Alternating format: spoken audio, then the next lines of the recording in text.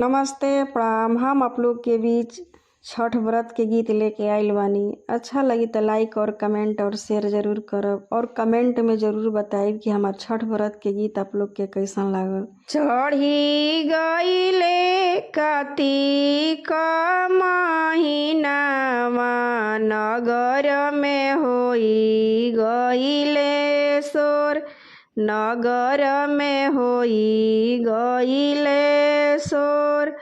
कहेले महादेव अपना धनी से, कर धनी छठ एतवार, कर धनी छठ एतवार।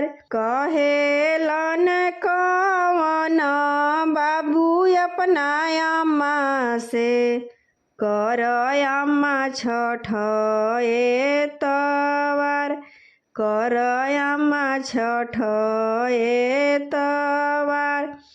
नाही जानी छठ बरतिया, कैसे अर्घ दिया, कैसे अर्घ दिया। 3 दिन के पावन बरतिया, कर धनी मनावा लगाए, कर धनी मनावा लगाए। 3 दिन के पावन बरतिया, कर अम्मा मनावा लगाए, कर अम्मा मनावा लगाए। 1 दिन भूखिह संझवतिया, दूसरे दिन चलिह घाट, दूसरे दिन छठी माई के घाट। सांझी दिह अरघिया, भोरे मंगिह आशीष, भोरे मंगिह आशीष। 5 पुत्र एक धियावा, धियावा मंगिह जरूर, धियावा मंगिह जरूर। काई करिहे 5 पुतरवा, काई करिहे पतो, काई करिहे पतो।